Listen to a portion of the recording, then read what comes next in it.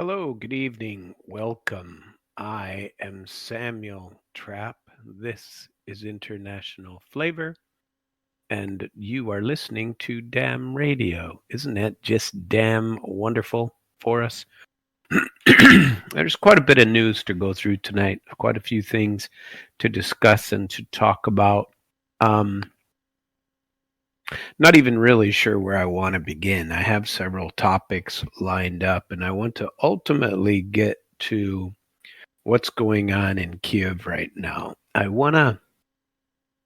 So I'm going to go a little uh, uh, back and forth here because a lot of these things are interrelated in the news. If you would like to speak with me, I'd be happy to talk to you. 573-746-8020.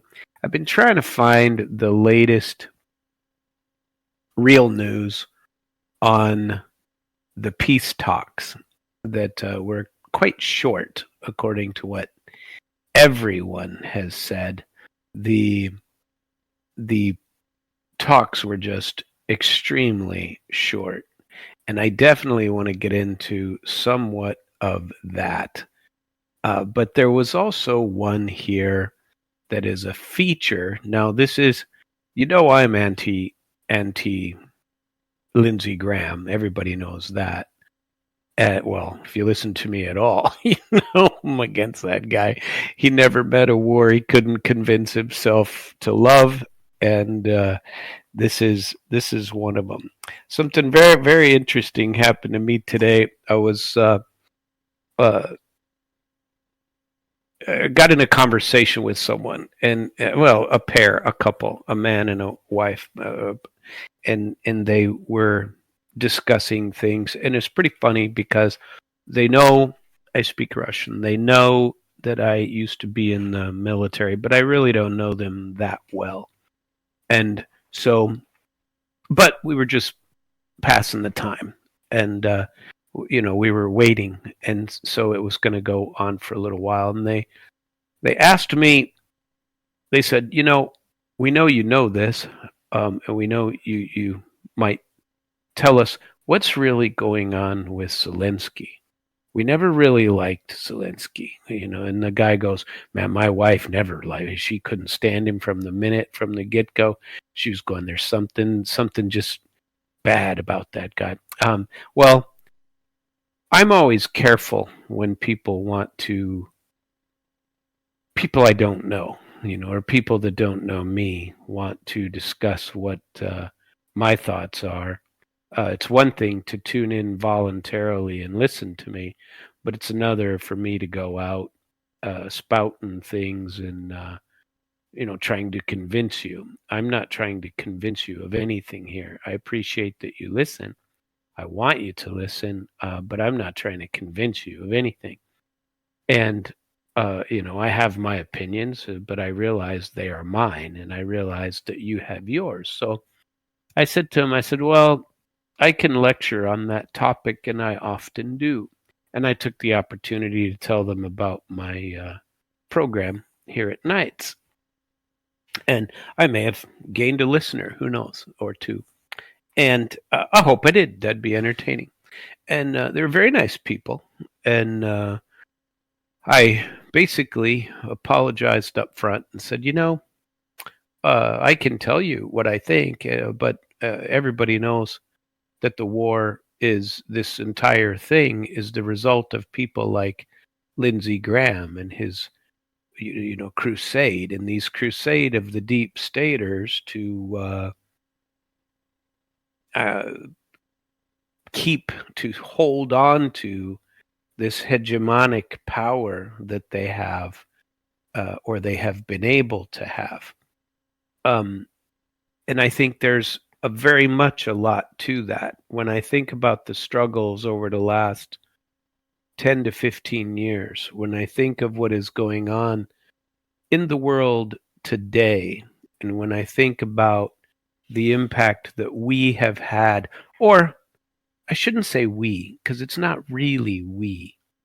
It's these people these government actors. And, you know, I've never been an extremely religious person, but I do have my beliefs. And I believe that if there really are things like the end times or anything like that, if any of the things that I learned in my childhood are true, which I tend to believe, a lot of them, then, you know, we're fast approaching something different. We're fast approaching many different things on many different fronts. And I think that the battle for the soul of a man, not not of a population, not of a country, but of a man, of a good man, because worldwide there are very good people. I've met good people in all kinds of good countries.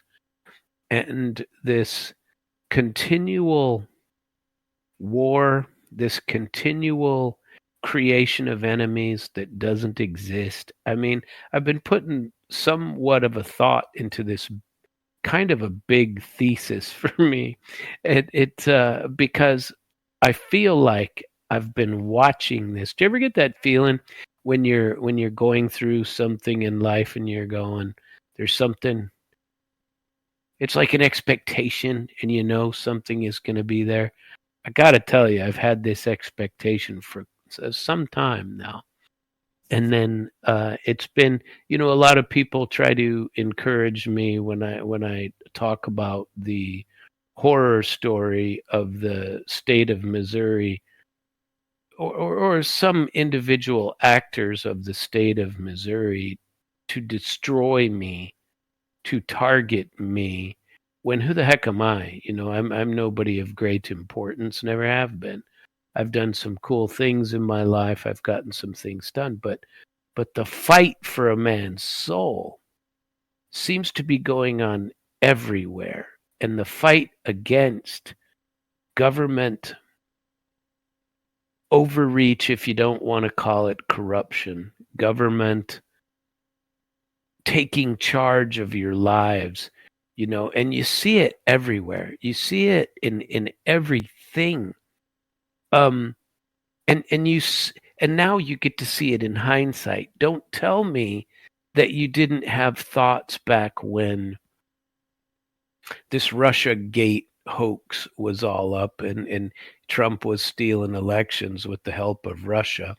And don't tell me that you believed that that was true, that Vladimir Putin helped Donald Trump steal the 2016 election, and that Russia has been consistently attempting to impact Western elections, and that this is the kind of crap that this divisive crap isn't just a United States thing.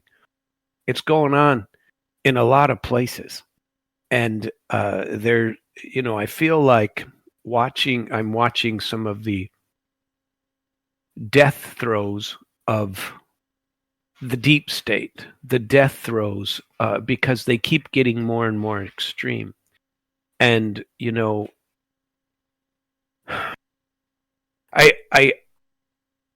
keep going back to these, and you see them, these little. For me, they always feel like I used to do one of these racing games. I forget what it was called, but it was Cruising USA or something like that. And you could always find me in some arcade playing these games, even as I was in my late 20s and early 30s. I was still doing quite a bit of it. And anyway, part of that was like you'd make it past the point where you got to keep on driving and it'd go checkpoint, and you'd go to the next point, you get past it, go checkpoint, and it would say checkpoint. Well, forever in my life, I have gotten these feelings like, and I know I'm not alone because I've talked to other people about it, that kind of say to you, yep, you're where you should be. You're where you should be. Checkpoint, checkpoint. You're where you should be. And it's really weird because you kind of feel comfortable about that. And when these people were talking to me today and asking me my thoughts on Russia, on Ukraine, on Vladimir Putin, even, and I had warned them up front that I'm perfectly willing to give you my story, my thoughts on this, based on your level of knowledge. I can talk here, or if you don't know anything, I can start from the very beginning and tell you what it is. But I don't want to take your whole day. That's not my point. If you wish to listen at night at from 9 to 10:30 Central Time, please do. I like to talk, and that's why I do it. And I like to feel like I'm summarizing these things. But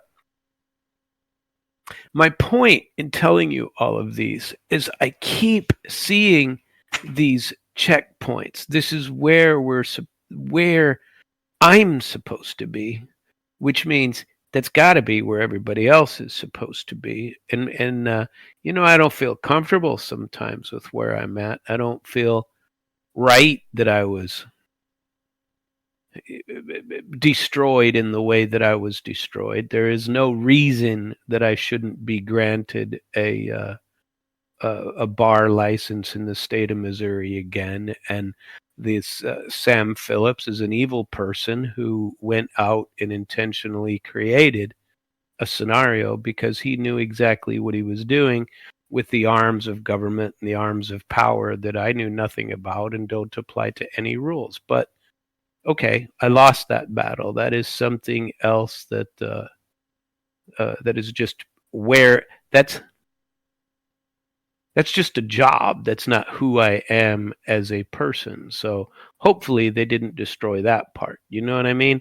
And I don't think it changes who you are. And so my point in this is, and I've said this repeatedly over the last week, is that there's so many people going through so many things where the government is the bad guy. And even I have said that you go back for centuries about the impact of government, whether you're fighting the king, you're fighting against being a serf, whether you don't want to be in the slave pits and fighting against gladiators and dying, whether you're talking democracy in ancient Greece or Rome or any of these places, or whether you were a slave traded in Egypt and left with Moses or any of those things. Everybody has always been fighting the evil tyranny of government. And we're no different. We are no different. It's just that for my lifetime, at least, most of us have been blind to it. I mean, when we realized that there were hoaxes being pulled over our eyes and that things, there are a lot of people, none of us want to believe it. I didn't want to believe it. And some people still don't believe it. And they believe that, those people in the government, they're good people. Oh, really? They tend to target people, and they do it because that's how they get power. The same things exist everywhere. Jealousy, all of these things. And I say these big picture type of things because it's this battle for our souls. The soul of a man has been going on for some time, and I feel like there's something coming, something big. There's some big things, like, is it World War III? Is it whatever? I was reminded while talking to these people today, and I know I've said this on this channel before, of listening to Vladimir Putin, and just not shock. Shock wasn't the right word. It was more irony and more, Yeah, you know, just go figure. Just go figure. Because what a change of events when my own country, my own government is out there extolling the virtue of destroying the family and creating instead some state parent who is now the state gets to be your parent and allow your child to what do they call it, transgender affirmation. They want to affirm the child's own beliefs because kids are, extremely smart at that age. You can't decide whether or not to, open a bottle of your father's whiskey, but you can decide that you don't want to have a penis. This is where we are. And so it was somewhat with irony that I told these people and reminded myself, because they were somewhat they told me, that we're pretty religious, we're Christian, we believe in the family, and we believe in all those things. We've been against they told me a little bit about themselves. Very nice people. And you know they say we're not judgmental, we don't care, about what people. Heck, I'm not judgmental, but I know what's right and what's wrong. An 8-year-old does, and it can tell you what's right and what's wrong. You get any younger than that, you might have, sometimes you run into a little problem. Oh, well, I didn't know, but you generally know right from wrong when you're very, pretty small. And so when you have to hear, and it reminded me when I told them today, when you have to hear a speech by Vladimir Putin before his own, like, a State of the Union address equivalent, uh, at the start of the Ukraine a full-scale war in 2022, shortly after that, and he gives his equivalent of the State of the Union, and is telling the world and Russia that, we are here in this battle, and this battle has been going on for some time, and this battle, we are Russia. It sounded very American. It sounded very Reagan-esque, to be truthful. He's going, we are Russia. We prevailed in World War II.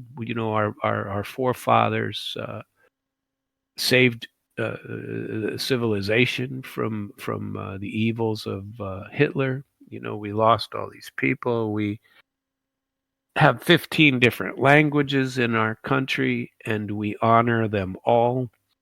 We have all kinds of people from all kinds of society, and these are his words, not mine. We don't intrude into your bedroom, basically, is what he said. We don't go digging in your bedroom. No, it's not legal to have these relationships, but I'm going to explain why here in a minute. And I'm not saying that I'm necessarily for it. It's another method of going about. Our method is I don't know what, gender affirming care for 8-year-olds and or 6-year-olds who can't decide for themselves and don't know anything. But theirs is different. They have a different set of laws and a different culture. But he said the nature of Russia, the very nature of it, he said they're canceling our culture.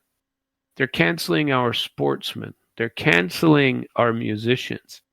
And they're still doing that. I told you a few stories about that a couple of days ago, that they're canceling all of these things. He said, we honor religions of various types in our country. We have a huge population of Muslims, huge populations of Christians, huge populations of all forms of religions. And he said, we have the Russian Orthodox Church, which many of us follow, and we have all of these things, and so we honor your choice of religion and who you wish to be, and the freedoms that you get to pick, and all of those things. And he said, the West is meanwhile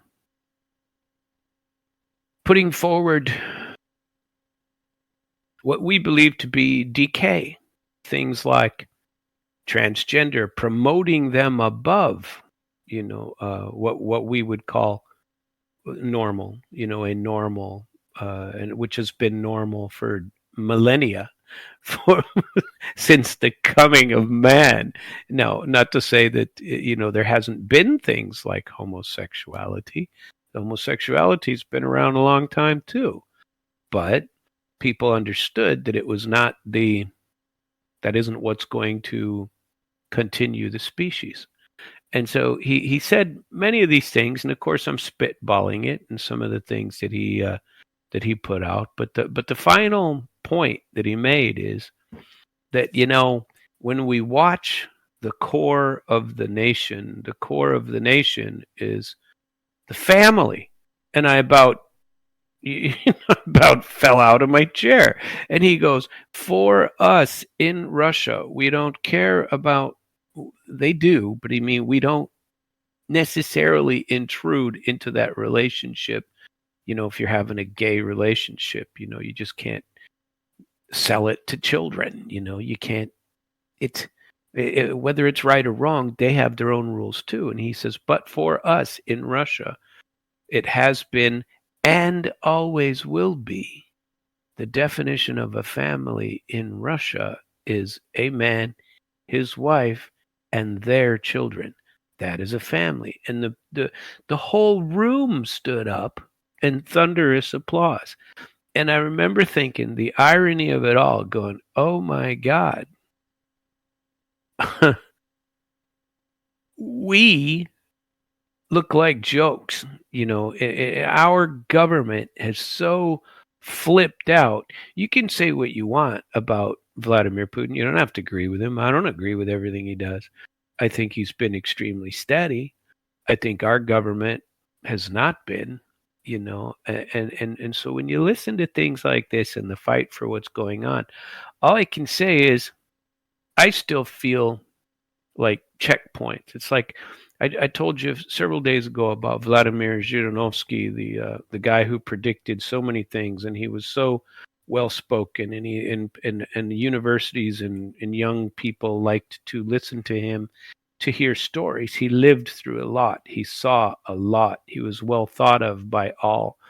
I saw something recently where he was on a video screen with Vladimir Putin, and it was pretty funny because he left Vladimir Putin waiting, and Vladimir Putin is waiting in a room on a video. It's like a video conference, a Zoom call or something, and they're waiting, and he says, Vladimir Wolfovich, because they always talk formal, and Wolfovich is Vladimir. I think I got it right. Vladimir Wolfovich. He says, where'd Vladimir Wolfovich go? Because his screen was empty. And they're waiting for him, and Putin's there. Well, we'll wait a few minutes for him to come back. And Vladimir Wolfovich, which is Zhirinovsky, he comes back in the room, and Putin says, he went to go grab a few bites because Wolfovich is covered with crumbs and whatnot. And he's talking, but that Wolfovich guy, Vladimir Wolfovich Zhirinovsky, he predicted a bunch of this stuff. He knew all of these things. They respected he was 75 or 76 when he passed away. And he knew things, right? And when I look at some of our old people, I sit there and I'm looking at decay. It's depressing to me. These are not people I look up to. I'm not saying that about all old people, not remotely, but when I look up to some of these experienced leaders, who do you have? You have Lindsey Graham? Are you kidding me? Who do we have to look up to? Who do we have to have come to speeches at our for our children? Watching and I've watched these speeches of Putin forever, and Putin never does he talk about himself. Never does he go me, me, me. Never does he do that. Never does he talk about how evil other people are. He tries to be diplomatic. He may not like you, and that would be pretty clear. He's had several interviews with what's her name, Megyn Kelly, and he says things even to her. He says, "Listen, you're not going to say what I tell you anyway. What I tell you isn't going to be," because she was asking him specifically about meddling in elections, and he goes, "It doesn't matter what I say. Whatever I tell you, you're going to print what you want anyway." He said, "What do you want me to say?" And finally he just said, she says, "Well, do you have any intention of meddling in the elections in 2020?" And he says, "Well, I'm not sure what you want me to say." He says, "Yes." He said, "Maybe if I tell you yes, your three-letter agencies will quit following me. Will quit trying to accuse me of it. I'll just say yes." And he's actually right. But here we have these hard-hitting journalists. They're not hard-hitting journalists. They're people who don't want to listen. They're people who have an agenda for you, that want to tell you what it is. Anyway, I've babbled about that, but I'm telling you, folks, there are some big things occurring in this world right now, and I see it a checkpoint. I watched even Donald Trump today on one of the final little snippets on this topic that I've put together for you on these checkpoints. I feel,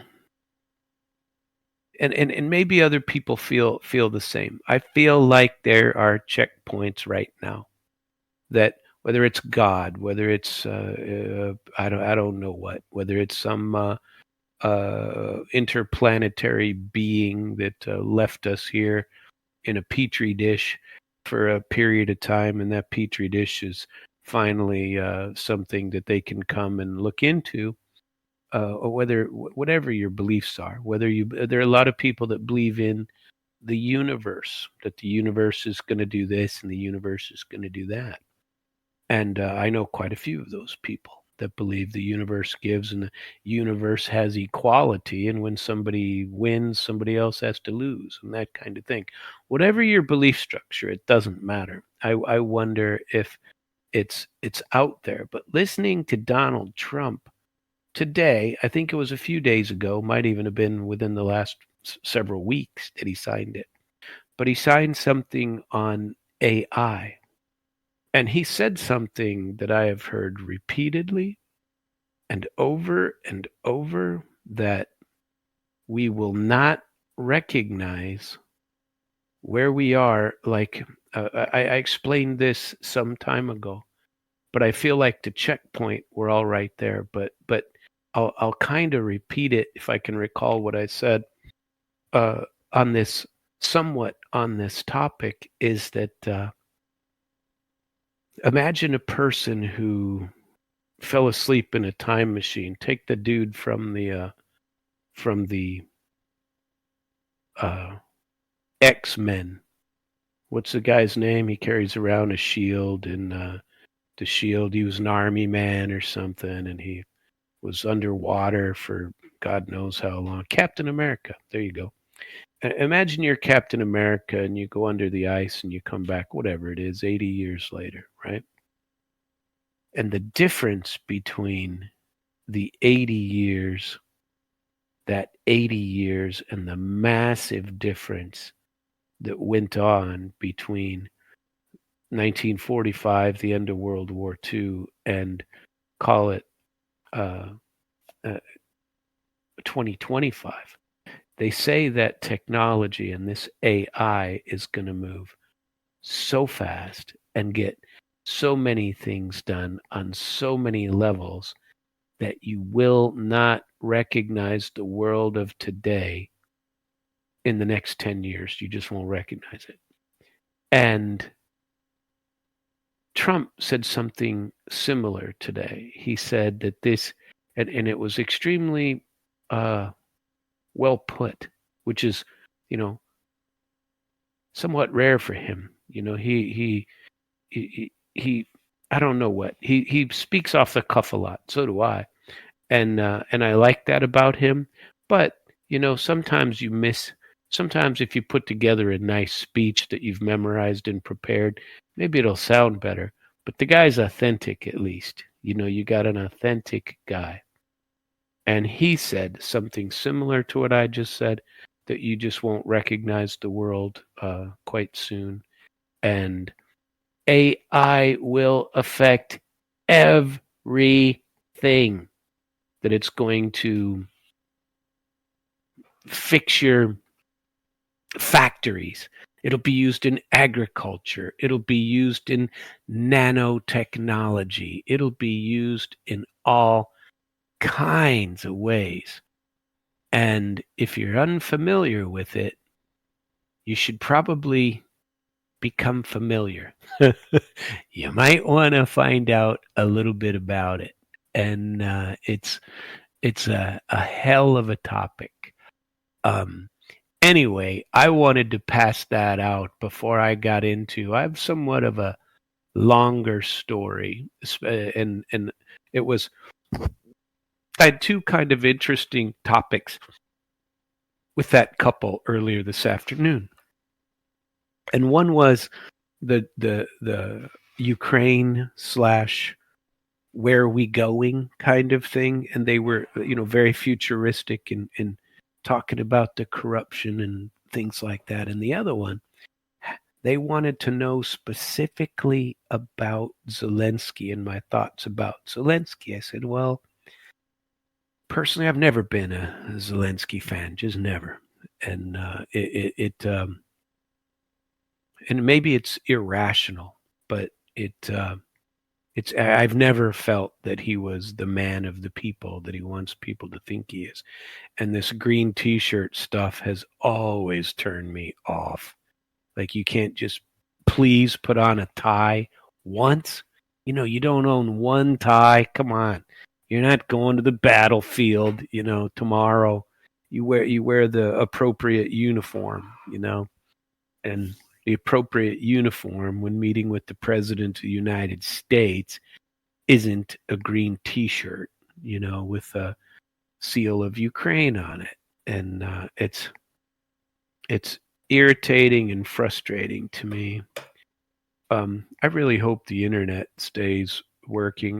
Many of you know I'm located in Florida, and we've had some storming today, and I hope the internet holds out. I've had troubles a lot of the day on this, and driving me crazy sometimes. But, well, such is life in the big city, don't you know?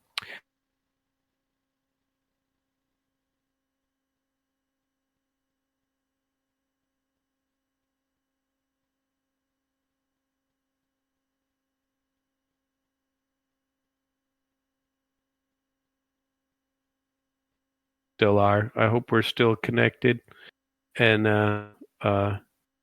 see if we can get back into where we are, because I don't see that I am still. Hopefully it's still working, but it looks like it booted me off, and I'm not sure I am still. Okay, it looks like it was still working, but I just took a big black screen on my computer and it said the connection error. Well, I don't know if this uh, if I got cut off for a few seconds or not. If so, I apologize, but it looks like it's all working now. So that makes me happy. Anyway, I want to get on to the second topic for tonight. And if you haven't been paying attention, there's an organization called NABU, and NABU, and it is the National Anti-Corruption Bureau, okay, of Ukraine. And it basically, I want to tell you a little bit about it because it's become very important in the last couple of days. Okay, there's a fight for money going on all over Europe and especially in Ukraine to get Ukraine more money, and the people don't want to give it up. He's begging for money from Trump. Lots of people are trying to say that this was a power play, what has happened in the last few days in Kyiv with the old Green Goblin, has to do with this NABU, and has to do specifically with getting Donald Trump to give him some money, the American people to give him money. Now, I'm against this. I have been from the beginning. This is not our war. It never has been.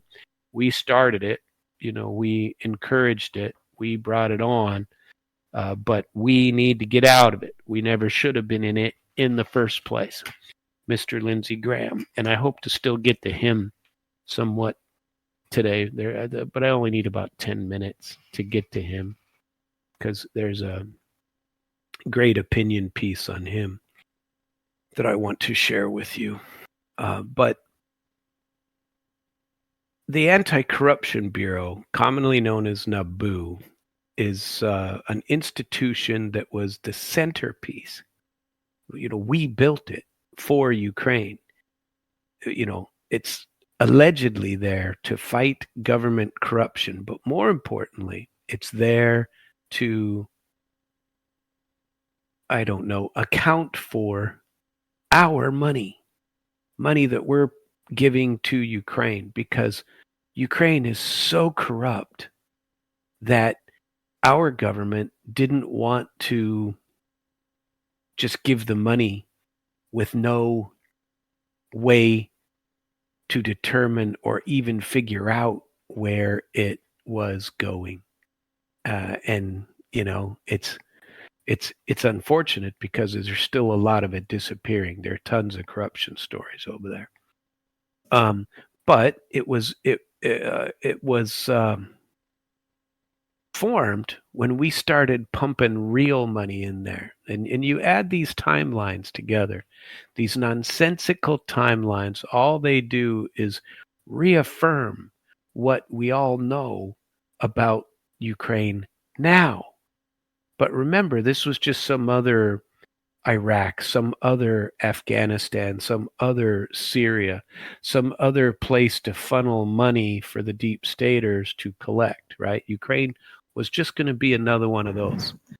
And so they started in the same method. They're funneling money into Ukraine. We're going and buying and stealing and paying the graft that needed to be paid to take over Ukraine for the deep state, turn them into a liberal democracy and a submissive member of the NATO for the deep staters, a submissive population that we control, just like everywhere else. This is what this is the worldwide, the global government is doing for you. The hegemony that they intended back when Hillary Clinton was supposed to win the election of 2016. And I got to tell you, when Donald Trump pulled that off, even Vladimir Putin was surprised, because they thought he was going to lose. They thought they were going to be dealing with Hillary. And so did the rest of us, by the way. And they underestimated how most of us couldn't stand, the amount of hatred, dislike that we had for that evil woman who was doing it only for herself. But from its revolutionary birth, after the 2014 Maidan uprising, it's a bunch of people were killed. That's where we supported the overturn of the legitimately elected government in Kyiv. NABU, this agency, it's like a political thriller movie. We're going to go look at how it came to be, why thousands of Ukrainians are right now in the streets shouting "hands off NABU," and we'll know about how Western backers of this NABU, Russian critics, and even Donald Trump have weighed in on Ukrainian corruption, because everybody knows it exists. Okay? This is a somewhat complex and explosive saga that gets right to the heart of Ukraine and its future. So let's see. Let's get to where it started. To understand it, we have to start, the revolution that came in 2013 and 2014. Now, you can't believe what people say about this revolution and all of it. If you really want to watch and know, get out there on Apple TV or on whatever it's, wherever you can find it, and find Ukraine on Fire by Oliver Stone and watch it. You can get anything from anywhere else, but watch that as part of your research into whether you believe that we were involved in this or not. And if you're still a Ukraine believer and by the way, I feel sorry for the Ukrainian people. I feel sorry for the what has happened to them since the collapse of the Soviet Union and the evil things that we have done in the West to destroy their culture and to destroy who they were as a people and to turn many of them into Russian hating madmen that never should have been. But they changed all their school books and they've done everything. And we have a certain amount of responsibility to bear for that. Okay. And they're just the ones paying paying the price for that. Some of them ultimate price with their lives. So if you think of Euromaidan, which occurred in 2013 and 2014, Ukrainians flooded Kyiv's Maidan Nezalezhnosti Square, demanding an end to corrupt oligarchic rule, and they wanted a future aligned with Europe. Okay. And by February 2014, why did I say that twice? Of 2014, Viktor Yanukovych had been thrown out. He was notorious crook. And Ukraine's new leadership was voted in, and they had a dual imperative: stabilize the country, root out corruption to satisfy its own people, and to gain the trust of Western partners. That part never occurred, okay? And they're still as corrupt as they were back then. So this organization called NABU was conceived. International donors, the International Monetary Fund, and the Euro Commission made the creation of the Independent Anti-Corruption Agency a condition for their support of Ukraine. So the IMF, once again, has their fingers in it, and they created this NABU. Founding and launching the National Anti-Corruption Bureau was one of the requirements set by the IMF and the Euro Commission for relaxation of visa restrictions within the EU. So we'll let you come to Europe to visit. Most of them stay anyway, but you can't have it unless you create this anti-corruption league, which, by the way, Westerners will run and control, not you. Ukraine's parliament, on October 14 of 2014, the Verkhovna Rada passed the law on National Anti-Corruption Bureau of Ukraine, officially establishing NABU, National Anti-Corruption Bureau of Ukraine, NABU. This was a groundbreaking moment. Never before had modern Ukraine opened a state agency's leadership to open competitions, but for NABU's first director, that's what happened. 186 candidates applied to be the head of the new bureau. And in 2015, the new president, Petro Poroshenko, appointed the winner of that contest, a young lawyer and prosecutor named Artyom Sitnik. By 2015, NABU's headquarters in Kyiv were set up, staff were being hired, and an independent specialized anti-corruption prosecutor's office was created to work hand in hand with NABU's detectives to start getting rid of corruption. From the very beginning, NABU had a mandate: investigate corruption among high-ranking officials, which are basically Ukraine's untouchables, and prepare the case for prosecution. The formation promised a new era where ministers, lawmakers, judges, and oligarchs could finally be held accountable. So they're trying to form something like our Doge, right? So NABU could be Doge, but their only focus was really on the corruption. Instead, once once they found people to go after, they could investigate them, but they couldn't prosecute them. So they would give it over to this SAPO, this group of people that were also independent, and ultimately this newly established anti-corruption court to charge and try the people that were accused. This separation was to ensure that everything stayed above board and had checks and balances, but it, led to quite a few wars and people getting killed and all kinds of stuff. So for Ukraine's Maidan activists and reformers, NABU meant, there's a reason to be hopeful, right? But so they had the mission to get rid of corruption, but there were all kinds of people like me that were skeptics, people of the old guard who said they were unwelcome or they wouldn't be able to get anything done.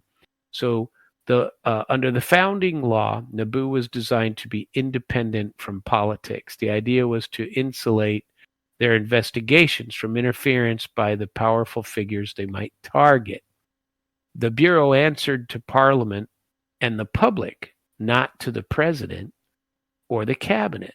But in practice, that independence didn't really work out all that well. Legally, NABU's jurisdiction was to go after top officials and large-scale corruptions, which means sums over a certain threshold.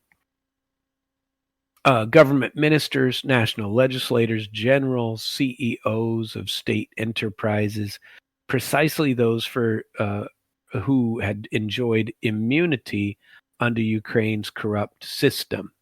So NABU's sister agency was a national agency for the prevention of corruption, was set up to handle assets and corruption prevention, but NABU would do work on the actual crimes. So together they tried to get rid of all this corruption. Their stated objectives were to detect and investigate corruption offenses by high-ranking officials, stop large-scale embezzlement of state funds, and restore public trust. Okay? Trust in government by trying to get rid of the long-standing immunity and impunity of the elite. We are determined to bring justice to those who once thought themselves to be above the law, said Artyom Sitnik in early press conferences. But if anyone thought the mere creation would scare Ukraine's corrupt class, reality had other plans. The Bureau found itself navigating a minefield of political resistance, legal loopholes, and plenty of sabotage, all trying to build cases solid enough to hold up in court. Before we get into those, let's talk about the important and sensitive aspect of NABU's identity, who really funds it and how it is influenced.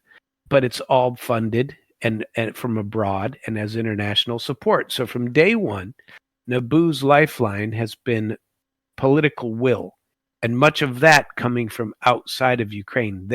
Remember, the deep state wants and always wanted Ukraine to stick the knife in Russia, right? Because that is the in. Ukraine is supposed to be the final straw to topple the big red bear of Russia. That is what was supposed to happen. That is why we are there. And no one should claim anything to the contrary. And if they do, they're either idiots or just lying to themselves and to you, because everybody knows why Ukraine is important to us. It's why would Ukraine be our friends as part of the Soviet Union and Russia our enemies as part of the Soviet Union? Why would we continue to differentiate and take them? Some people say that this battle has been going on since before World War I, that they've been trying to take out Russia and Peter the Great timeframes way back then, because Russia was too wild, too big, too huge, and untouchable even way back then. Okay, and after the war, the World War II, they still had the dreams of it, and many people have said, why didn't we continue? Why didn't we take out not only Hitler but keep on taking out the Russians? Well, because we couldn't, and there's a big argument to be made that we can't now. So the American and EU aid programs mandate that the Ukrainian government fund NABU adequately. So when we give them money, a big portion of the state budget has to go toward NABU to fund it. So this would ensure, so us giving them money, a certain portion of it always had to go to NABU. So beyond funding, support came in the form of expertise, training, and political backing. The U.S. Embassy in Kyiv and the European Union provided technical assistance, forensic equipment, to advisory help on setting up case management systems. Frankly, they're going to go in and take it over themselves. We're better at being corrupt than you. We'll teach you how to do it. And so such support is crucial. But the foreign patronage was always a source of controversy and conspiracy. Those who opposed Ukraine's Western alignment, which is half of the population of Ukraine, seized on NABU's foreign ties to question its loyalty and independence. Some have gone so far as to brand NABU as an instrument of the West and its colonialism, its colonial outpost intentions, which are absolutely true, by the way. And now we're deeply embedded into Ukraine's government. Russian and pro-Russian voices have persistently painted NABU as a creature of Washington or Brussels. So when NABU and SAPO were created in 2014, the U.S.-backed coup in Kyiv, and we were kind of forcing them to align with the West and not with Russia. That was the reason for the 2014 Maidan uprising that overthrew Poroshenko, and then overthrew Yanukovych, and then Poroshenko come into power, and it wasn't supposed to happen that way because Poroshenko was actually in the middle of the road. He was he wasn't anti-West, but he certainly wasn't anti-Russian, and he was trying to walk a fine line. But oh no, that's not good enough. We have to get rid of him too. So, but that was the intent of that, and so then they bought him out because basically he was corrupt. At any rate, none of this means that NABU agents take orders from Washington or anything like that. The employees are still Ukrainians. Most of them are young professionals who wanted to sign up and change their country. But if a significant segment of Ukrainian politicians or the public thinks that NABU is doing the bidding of foreigners, it means their credibility at home isn't all that great.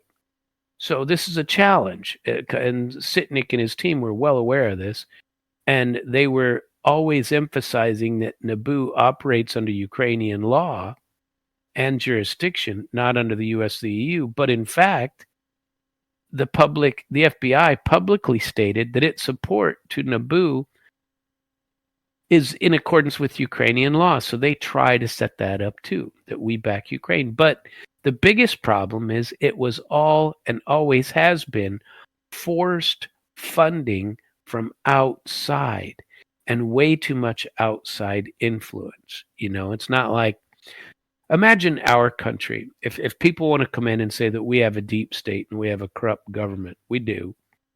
And we say, oh, gee, somebody come in and help us fix our government. Let's bring in Russia. Let's bring in China. Let's bring in Saudi Arabia. They have a well-run government. Maybe they can help us root out corruption. Are we as Americans going to want to put up with that? Screw you. We don't need you. We will take care of that ourselves. Ukrainians are proud people. They're former Soviet Union. They're very proud, and they had every reason to be proud. But sometimes they can't get past how corrupt their country is. It's extremely difficult. It's been going on, People die doing that. Ours has been controlled for a long time too, and they rarely need to kill you. They just destroy you financially or turn you into a non-entity. That's what they do here. In the first few years, from 2015 to 2018, they were pretty tumultuous. The Bureau had to assemble a team, establish reputation, and actually start taking on a couple of big fish. They needed some wins, right? And they were under a lot of scrutiny, domestically and internationally. There were skeptics that were waiting for them to fail or prove inept. There were supporters demanding high-profile scalps, of course. One of NABU's early targets was a scheme involving the natural gas industry and an MP named Alexander Onishenko. Onishenko was accused of running a multi-million-dollar scam, skimming profits from state gas contracts. NABU's detectives investigated, and in 2016 they charged him and several co-conspirators with embezzling huge sums of money. It was a bold move against a sitting member of parliament with plenty of allies in high places. The result was a mixed victory. Onishenko fled Ukraine. He left, took his money, ran away. Oh, looks like they're coming. Turned the case into a prolonged extradition saga. But NABU made a statement. It was willing to go after acting officials. Another landmark case came against Mykola Martynenko, an MP, a former MP anyway, an ally of Prime Minister Arseniy Yatsenyuk. Martynenko was suspected of massive corruption in the energy sector as well. NABU detained Martynenko in 2017 and accused him of siphoning money from a state uranium company. The case was hailed as a test of Ukraine's anti-graft drive. Martynenko was among one of the most influential people to face charges. Years later, a court would convict him. A delay, but a victory for them. NABU also set its sights on the defense industry, okay? A domain full of kickbacks everywhere. Kickbacks. They sell their weapons to other countries. They take them in from us, sell them to other countries. That has happened on repeat occasions, and people are aware. And this is a definite story. Okay. In early 2019, as Ukraine was headed toward new presidential elections, this is when Zelensky became the man. NABU investigations exposed a scandal involving embezzlement in military procurement, and it was implicating figures like President Poroshenko's inner circle. A journalist investigation revealed that associates of Poroshenko were profiting from smuggling military parts. NABU confirmed it was probing those allegations, and soon after, the president's longtime friend, Oleg Kladkovsky, who was the deputy head of the National Security Council, was sacked and charged. The optics were striking, an anti-corruption probe touching the presidency itself.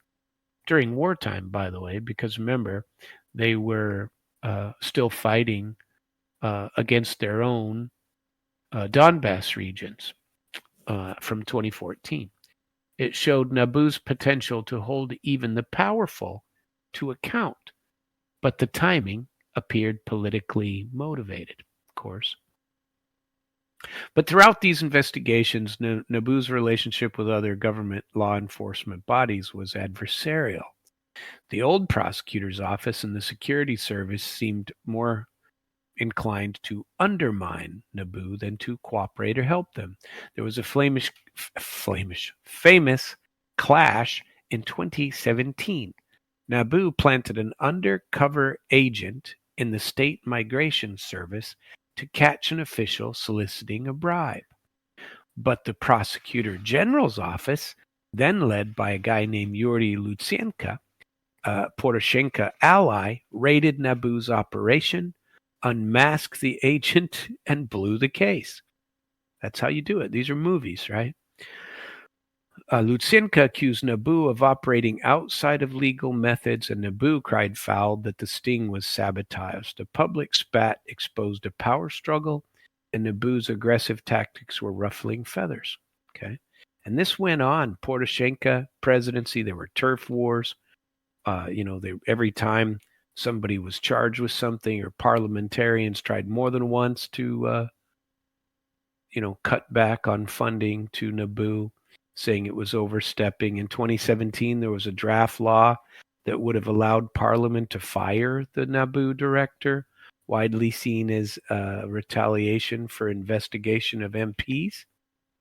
Street protests and Western diplomats came in. Gee, wonder where old Lindsey Graham was during them. And this is how you get continued money from the U.S., by the way. So one cannot discuss NABU's early battles without noting a critical structural problem that emerged. Even when NABU uncovered corruption, Ukraine's existing court system wouldn't deliver justice. Before a specialized anti-corruption court was created in 2019, NABU's cases went to regular court, where endless delay and corrupt rulings were common. Judges could stall or sabotage these sensitive trials. This means that for years, NABU didn't result in any convictions. They might have caught people, might have gotten some money back, but they would say things like, NABU hasn't jailed anyone big, so what's the point of this? It's frustrating reality. The Bureau would catch a suspect red-handed, but the system would let him go. So, the machinery was coming. It was symbolic, some victories that they had. They prosecuted a case against a member of parliament in 2018. A lawmaker was found guilty of soliciting a bribe for influencing a mining enterprise. The sentence was a fine and not jail, but it said that, people could be gotten. There was a guy who was in charge of the state accountancies, Roman Nazirov. He was indicted for abuse of his office, and his trial dragged on for years. But he was eventually convicted, and they had a lot of political problems, trying to, and it's still ongoing, as you'll see when we get to the last few days. But you can't really tell the story of what they're trying to do now.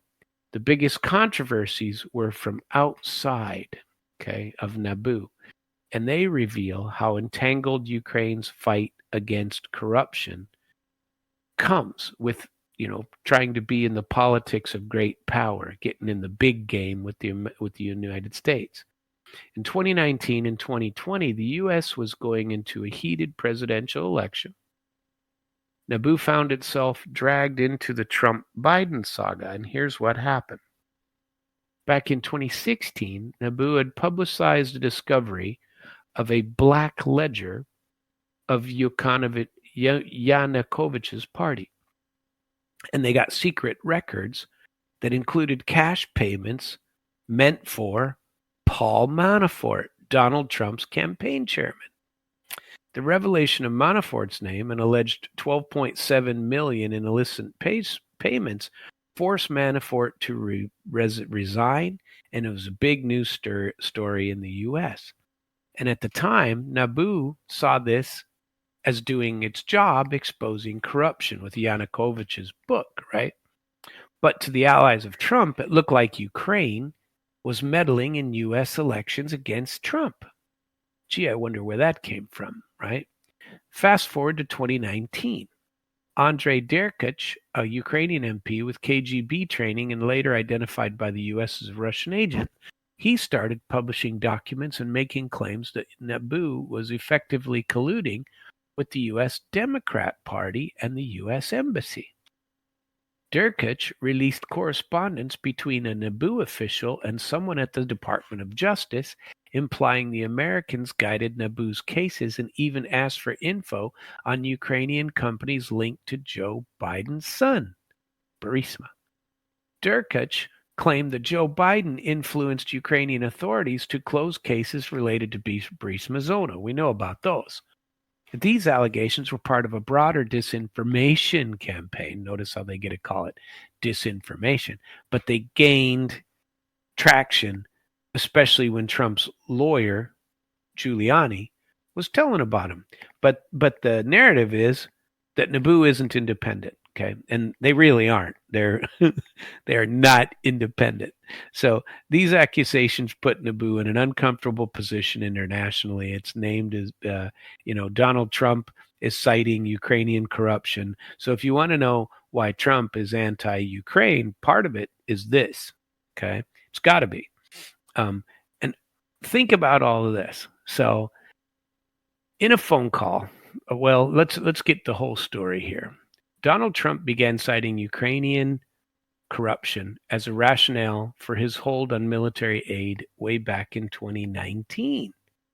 Mick Mulvaney, Trump's chief of staff at the time, mentioned to the Justice Department review of Ukrainians' role in the 2016 election, referenced the DNC server conspiracy, and the hints at NABU's Manafort ledger leak. In a phone call that led to Trump's first impeachment, Trump pressed Zelensky to look into Biden's dealings, referencing how they said Biden stopped the prosecution, Shokin's firing, and floating the name CrowdStrike, a theory involving a DNC server supposedly hidden in Ukraine. Wouldn't surprise me at all. NABU was not named explicitly, but it was very much part of the subtext of what Trump's world was alleging. Ukraine's anti-corruption institution was weaponized by Biden in some way. So all this put Zelensky in a tight spot early in his term because he was elected in 2019. He had to balance maintaining support from the U.S., which he needed, without getting entangled into U.S. politics. Now, I think he wanted to be entangled in politics. I think he was absolutely in Biden's pocket, and he certainly wasn't. And remember, he campaigned on the other side. He came in and showed up for Biden. Meanwhile, the Ukraine political attacks on NABU continued, right? In late 2019, a constitutional court ruled that Artyom Sitnik's appointment as a NABU director by Poroshenko was unconstitutional because the president shouldn't appoint the NABU head. He was allowed to stay on. The ruling implied that NABU's leadership is going to be pretty shaky. So there's one more controversy to put into note before we get to what's really going on today. In late 2020, NABU targeted a figure in Zelensky's inner circle, a guy named Oleg Tartarov, who was deputy head of the president's office. Tartarov was suspected of bribery in a real estate case. Just as NABU prepared to charge him, the case was taken away and reassigned to the Ukrainian Security Service by a decision from the prosecutor general, who was appointed by Zelensky. So Zelensky saving his buddy. All the anti-corruption watchdogs were going crazy, and they accused the government of protecting Tartarov. And the indictment said that, that Zelensky would not necessarily be going against corruption, even if it touched his team. The public bickering continued, and this politically motivated interference was exactly what this agency was supposed to prevent. But no, it was there. So the first 5 or 6 years of NABU were a roller coaster. It had a couple of victories, but they were pretty minor, and then a lot of negative stuffs. Okay. So the NABU crisis and Maidan style of 2025. In 2025, Ukraine had been or has been now fighting Russia for 3 years. President Zelensky has enjoyed, support in the beginning, not so much now, and the Ukrainians are losing everywhere. But there's still plenty of corruption and independence, right? Independent anti-corruption institution, this NABU. They still both exist. So this summer, Zelensky pissed off a whole bunch of Ukrainians, and it happened pretty quickly. And on July 22nd, 2025, the Verkhovna Rada, Parliament, passed law number 12414, a set of amendments buried inside a larger bill on law enforcement. Little warning, no public debate, but the content, once revealed, was this. It undercut the independence of both NABU and SAPO and put them under control of the prosecutor general's office, the guy that Zelensky had sweep his friend's charges under the rug.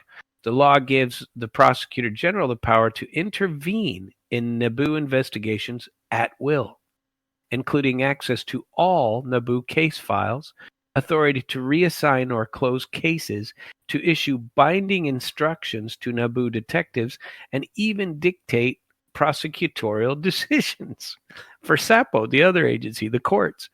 In effect, NABU and SAPO would become subordinate units of the prosecutor general again, who's appointed by the president. So basically, Zelensky can't have money. Now, a lot of people are saying that this is because Zelensky wants funding, and he knows that they've demanded that, well, we'll just get rid of this corruption league. Now, this is foolish logic if this is true, because let's say that Zelensky says, well, we'll just take NABU. You got your fingers in our pies and are telling us where to spend all of our money, and you're only tracking it through this NABU, both EU and the United States. And so why would we then, how about if we put it under my control through my prosecutor's office? You know, they're going to take care of me. They will make sure that you, unless you give us more money, don't get what you want, you know. So a lot of people are saying this is a game that he is playing, okay? But unfortunately, you still got some believers in Ukraine, especially among the young guys, because they don't have to fight. The young men that are 18 to 25, they haven't been sent to war yet to die. And so, but the reaction was pretty swift after they made these attempts to get rid of NABU and SAPO. So on July 22nd, within hours of this vote, people started gathering in central Kyiv and other cities. Despite air raid sirens and martial law curfews, citizens were out in force, many of them young in their 20s.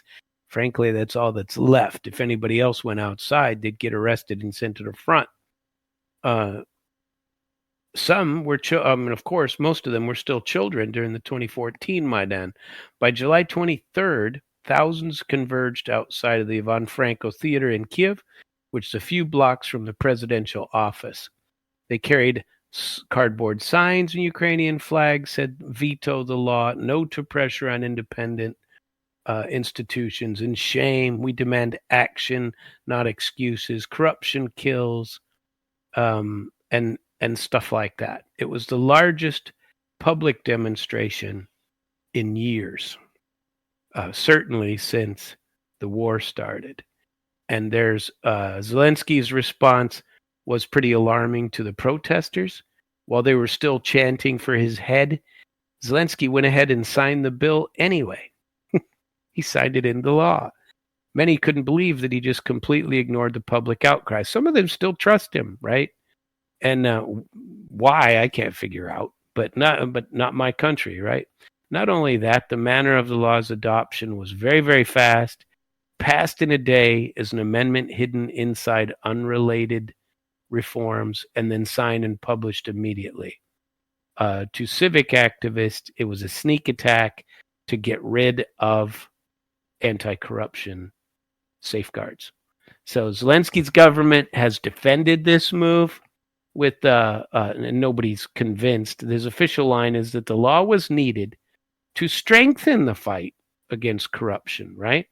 By centralizing oversight and rooting out alleged, most important, Russian disinformation and infiltration into the anti-corruption agency. In a video address after he signed it, he said that Ukraine's anti-corruption infrastructure must be cleansed of Russian influence. He suggests that Russian spies might be lurking within NABU and SAPO, and that giving Prosecutor General more control would keep out their hostile influences, right? But the SBU, days before, had raided NABU's offices and arrested all their employees. Some of them they charged with spying for Russia. Crazy stuff. So on July 25th, 3 days afterward, Zelensky has now made a dramatic U-turn. He's conceding to the protesters' demand. In a new video posted on X, he acknowledged hearing what people are saying on social media to each other and on the streets and promised to analyze all concerns. He would introduce a new bill that would ensure independence of anti-corruption bodies, effectively restoring what the controversial law had stripped, and even claiming that this too would get rid of Russian influence. He's going to create a new one. You see? Crazy stuff. Now this is quite the story, actually. I wonder if I have time to get to Lindsay, or if I real quickly. He 2 days after signing the law, what did he say? The new legislation that he's got is full-fledged guarantees on independent anti-corruption agencies. I'm not so sure. I wanted to get to this. There's an interesting article. It's called What Drives the Old G-Man? What Drives Lindsey Graham's Ukrainian Crusade? I think the answer is pretty simple. Now remember where he came from and who he was good friends with. Yeah, this article's too long. I'm going to have to save it for you. I could paraphrase it, but I won't. So let's get to some of the news of the day. Did you hear about, unfortunately, this plane in Russia that crashed with 49 people on board? It was flying over the Amur region. A passenger aircraft crashed in Russia's far east, killing all 49 on board. The Angara Airlines Antonov AN-24 twin-engine turboprop went down at 1 p.m. local time near the city of Tinda. The plane was flying a multi-leg domestic route from Khabarovsk to Blagoveshchensk and then on to Tinda. According to preliminary data, there were 43 passengers, 5 children, 6 crew members. Wreckage was found on a wooded mountainside 15 kilometers from Tindra. Investigative authorities confirmed no survivors. They're looking into it vanished from radar during its second approach to land, having aborted the initial attempt for reasons that were unclear. So they're still investigating. Angara Airlines, based in Irkutsk, operates Soviet-era turbopropped aircraft on regional routes across Siberia and the Russian Far East. The AN-24 model in Thursday's crash first entered service in the 60s and remained in use on some of the country's most isolated air routes. No immediate statements from the airline. Amur region has roughly 750,000 people. It borders China and is, vast expanse of forests, mountains, rivers. Tinda itself is an outpost with 30,000 residents, built in the 70s. And it supports the Baikal-Amur main line, Russia's second largest major east-west rail corridor. City is 2,000 kilometers from Khabarovsk, which is a major regional capital. So they haven't gotten much on that story just yet, which is unfortunate. Well, what did we have in the breaking news? Let's see here and get to something. There's another Zelensky on this SAPO. This is an opinion piece. Ukraine is seeing its first mass protests since the start of its conflict with Russia. Since July 22nd, thousands have taken to the streets chanting Ganba, which I guess is shame in Ukrainian. But this is no popular revolt. It's an internal power struggle between two rival camps in Ukraine's elites. On one side are Zelensky and his right-hand man, Andrei Yermak, based at at Zelensky's office. And on the other hand are the foreign-funded NGOs, intelligence-linked assets, and remnants of Pyotr Poroshenko's political machine. These include NABU and SAPO, bodies created at the West's insistence to impose external control over Ukrainian politics. The spark was a recent bill that was rammed through the Rada in emergency mode. The law stripped NABU and SAPO of autonomy and placed them under the control of Prosecutor General, Zelensky's office. In other words, the very agencies tasked with investigating corruption must now report to the people who are the most corrupt. Unsurprisingly, anti-corruption camp people cried foul. But this isn't really about clean government, it's about influence. For years, NABU and SAPO operate as instruments of Western leverage, from the Democratic Party establishment in Washington. They answered more to U.S. and EU embassy than to the Ukrainian people, and Zelensky has had enough. The timing is no accident. With Trump back in power, the support once enjoyed by the Poroshenko-era clique is fading. Zelensky saw an opening, and he struck. They're saying he's sly with what he did. His first move came earlier this year with corruption cases that targeted Poroshenko himself. Now he's gone after the crown jewel of Western liberal influence in Kyiv. The message is clear. There is to be no parallel power structure. The president gets full control. By the way, the photo of him here on this page, and I heard another commentator talking about it today. He said that now when you see pictures of Zelensky, it's no longer with a smile and a determined and a something look. He now looks like a madman. Every time you see him, he looks stupid or he looks like a madman. You know, they pick and choose the photos that they put of him out there, and you'll never see them any longer because they're going to get rid of him. He's on the way out, and everybody's saying it. And so it's just a small question of time. Anyway, but it may be a gamble that went too far. Western European officials, already frustrated with Kyiv's domestic conduct, warned that Ukraine's EU bid is going to be blocked if he keeps this up. Well, he's not going to get in there anyway. The opposition, sensing blood, brought people into the streets. And these gained traction fast. Well, that's because they're anti-Zelensky now anyway. So it won't be hard. They might come over this issue, but they're really coming for another issue. The real question is whether Zelensky will stand or retreat. Early in the presidency, he was terrified of sharing Yanukovych's fate and often folded under public pressure. But he's cleaned the political landscape. He doesn't have any enemies anymore. He's put them in jail, had them arrested. They're gone, right?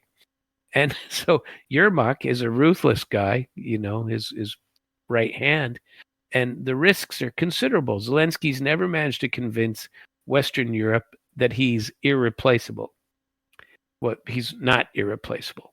If Brussels just tries to pull the plug, financial or politically, his position will unravel fast. The same donors who backed him will soon be out shopping for somebody more pliant, somebody more willing to listen to them, right? And even if he climbs down and restores NABU, the damage is done. The opposition has momentum. Western backers will start asking tough questions, and the illusion of Zelensky as a unifying democratic wartime leader will take yet Another hit. Nobody believes that anymore. Anyway, none of this means Ukraine is headed for collapse, but it does suggest Zelensky is far more vulnerable than he appears. His grip on power depends on how far he's willing to go to silence foreign and domestic opposition. If he loses this, that's why he's backpedaling. He's made a mistake and he has to try to fix it. Zelensky is probably, and he already did. He put out his video earlier saying that he's going to appease the EU, but he won't let them be a fully funded Western like it was before. All of the lies that they pump out about these two agencies, they did have some independence, but trust me, that independence was really Western governance. And now they may be saying they're going to do it for the good of Ukraine. Well, we're going to help you get into the EU. We're going to help you ultimately get into NATO. What they've done is they've already bought the country. So if you look at this big picture, all you've done is given your corrupt machine to another set of people. The same thing we do every 4 years. we pass off the corrupt reins to the next people. They're all sneeches.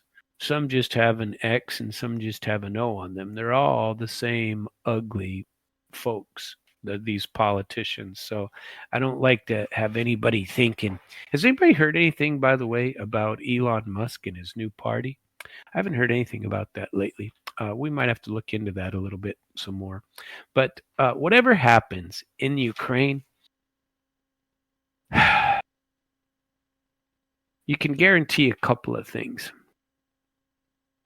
That corruption will still exist, number one.